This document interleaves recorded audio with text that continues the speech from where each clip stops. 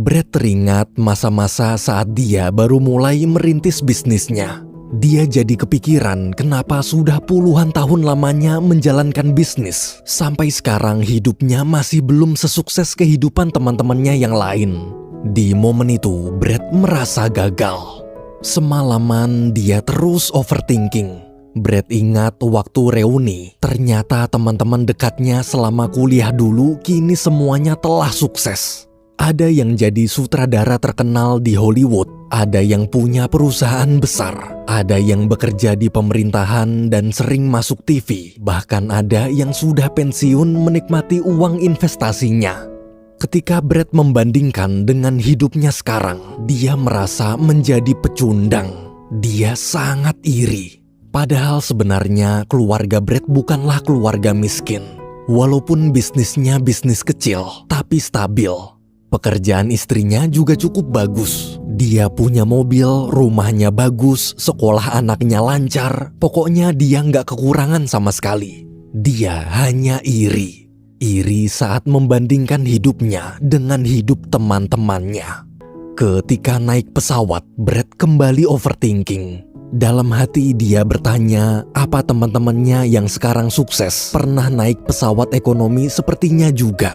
Brad ingat saat reuni, teman-temannya itu pernah cerita kalau mereka punya pesawat jet pribadi atau minimal naik pesawat kelas VIP. Lagi-lagi Brad iri. Ia lalu teringat, dulu waktu kuliah, dia adalah salah satu mahasiswa pintar yang punya ambisi jadi orang sukses. Sedangkan istri Brad adalah wanita sederhana dan selalu mensyukuri apapun yang dia miliki sekarang. Dia tak pernah menuntut lebih, tapi gara-gara istrinya tak pernah menuntut lebih, semenjak menikah, Brad merasa ambisinya jadi hilang. Berbeda dengan istri teman-temannya yang sama-sama punya ambisi, karena istri mereka juga wanita sukses. Brad yakin salah satu faktor kesuksesan temannya pasti ada pengaruh dari istri. Malamnya waktu makan di restoran, Brad bertanya besok Troy mau mendaftar ke kampus mana. Troy menjawab, dia ingin sekali masuk Universitas Harvard jurusan kesenian. Karena gurunya di SMA pernah bilang, dengan keahliannya bermain piano, Troy sangat layak masuk universitas sekelas Harvard. Apalagi di Harvard juga ada musisi idolanya yang sekarang jadi dosen. Mendengar cerita barusan, Brad tersenyum bangga. Esok hari, Brad mengantarkan Troy wawancara pendaftaran di Universitas Harvard. Brad tak sabar menunggu bagaimana hasil wawancaranya. Tak lama kemudian, Troy akhirnya keluar. Namun Troy memberitahu kalau ternyata dia salah jadwal. Harusnya jadwal wawancaranya kemarin dan sekarang pendaftaran sudah ditutup.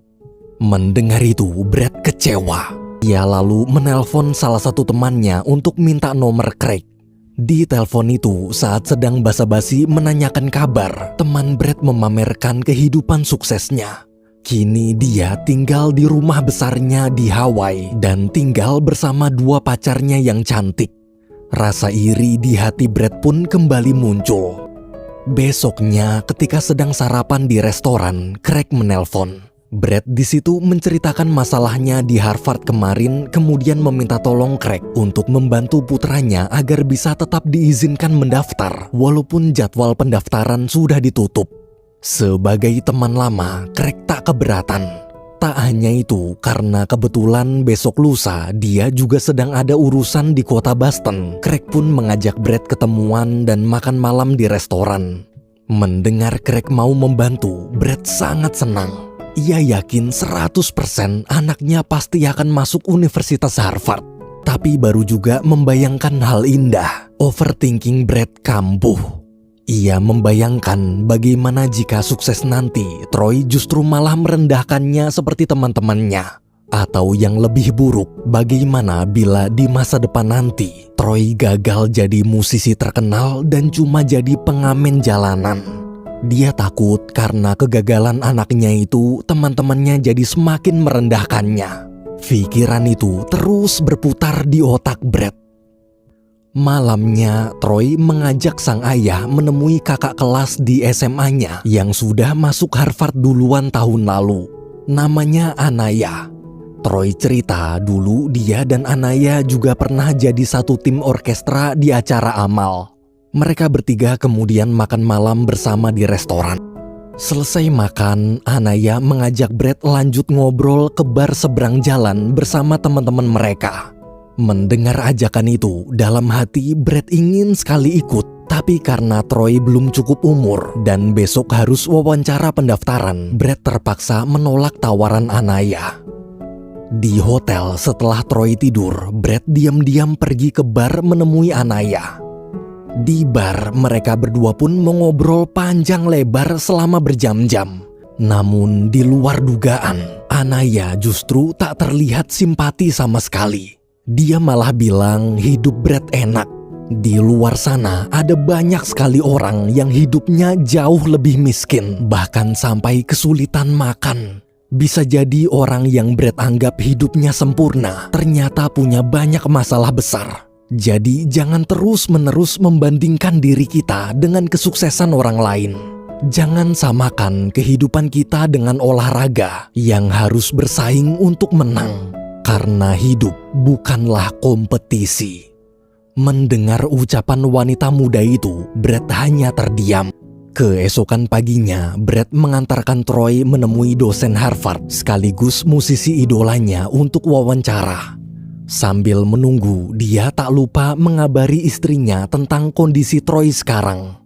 Tak lama kemudian, setelah semua proses selesai, Troy memberitahu berkat bantuan orang dalam yang ayahnya hubungi, dia jadi disambut dengan baik dan yakin akan diterima. Brad sangat senang. Akhirnya putra kebanggaannya bisa kuliah di universitas bergengsi. Mereka berdua lalu pergi mendaftar ke Universitas Tufts juga untuk berjaga-jaga bila seandainya pendaftaran Troy di Harvard gagal. Di sana, Brad cerita kalau Tufts adalah universitas tempatnya dulu kuliah. Malam hari di hotel, Brad bersiap-siap menemui Craig. Waktu sampai restoran, pelayan memberikan Brad meja dekat pintu dapur yang berisik suara orang lalu lalang. Tak lama kemudian, Craig datang. Melihat orang penting seperti Craig, pelayan menyambutnya dengan ramah dan memberikan meja spesial di tengah. Bahkan si pelayan juga menawarkan Craig minuman spesial. Setelah pelayan pergi, dua teman lama itu mulai mengobrol mengenang masa lalu. Tak lupa, Brad juga berterima kasih karena Craig telah membantu Troy masuk universitas paling terkenal di dunia. Menit demi menit berlalu, mereka berdua terus bertukar cerita. Hingga tiba-tiba obrolan mereka berubah. Mereka mulai membicarakan kabar teman-teman lain yang sekarang sudah sukses. Sambil tertawa sombong, Craig mulai membongkar satu persatu aib rahasia para sahabatnya itu. Craig cerita sebenarnya yang sukses cuma dia sendirian, sedangkan teman-teman lainnya hidupnya tak seindah yang Brad bayangkan. Masalah mereka besar-besar. Ada yang hampir dipenjara karena penggelapan pajak. Ada yang anaknya sakit parah dan kalau tak segera dioperasi maka akan meninggal. Ada yang investasinya di kota gagal lalu kabur ke Pulau Hawaii. Dan pesawat pribadi yang sering mereka pamerkan sebenarnya bukan pesawat mereka sendiri, tapi pesawat dari uang perusahaan yang mereka gelapkan. Mendengar semua cerita Craig, Brad kaget tak percaya. Di momen itu, Brad terus menanggapi obrolan Craig, tapi pikirannya memikirkan hal lain. Dia merenung, selama ini dia berpikir kehidupan teman-temannya sempurna. Namun punya karir sukses dan punya banyak harta, ternyata bukanlah kesempurnaan hidup. Kini Brad mulai berpikir, Craig juga pasti punya aib rahasia yang dia sembunyikan. Seketika Brad seperti tertampar. Ternyata selama ini hidupnya baik-baik aja. Mungkin uangnya tak sebanyak mereka, tapi keluarganya bahagia, dia tak punya hutang sepeser pun, anaknya sehat dan akhlaknya juga bagus. Contohnya kemarin, waktu diajak minum-minum dengan dewasa, putranya berani menolak sendiri karena umurnya belum 21 tahun. Sedangkan perusahaannya meski kecil tapi sudah puluhan tahun berjalan lancar dan punya banyak relasi baik. Di momen itu, Brad benar-benar merasa seperti orang bodoh. Hanya karena ingin terlihat sukses, dia sampai memaksakan segala cara agar anaknya bisa masuk Harvard. Bahkan dia sampai rela minta tolong ke teman sombong yang dulu pernah merendahkannya. Sampai detik ini pun, Craig tak pernah sekalipun minta maaf. Setelah kembali ke hotel, tiba-tiba Troy berkata dia tak jadi masuk ke Harvard. Tadi sore saat berkeliling kampus ayahnya, dia merasa lebih cocok kuliah di sana. Dosennya baik, tempatnya nyaman, teman-teman yang belajar di sana juga ramah. Troy lalu bertanya kenapa akhir-akhir ini sikap sang ayah terlihat cemas. Melihat kekhawatiran anaknya, Brad pun memberitahu semua isi pikirannya selama ini. Brad takut orang lain merendahkannya dan menganggapnya gagal. Mendengar itu dengan santai, Troy cerita, dulu dia juga sering merasa malu jika melakukan kesalahan di tempat umum, seperti jatuh kepleset, lupa nutup sleting celana, dan hal-hal memalukan lainnya. Dulu dia mengira orang-orang yang melihat pasti akan mengingat kesalahannya itu sampai kapanpun, dan dia akan terus-menerus menahan malu. Tapi kenyataannya enggak. Meski kesalahannya memalukan, ternyata mereka tak terlalu peduli. Karena sebenarnya semua orang hanya sibuk memikirkan tentang diri mereka sendiri. Jadi sekarang Troy sudah tak terlalu takut lagi dengan apa yang orang lain pikirkan tentang dia.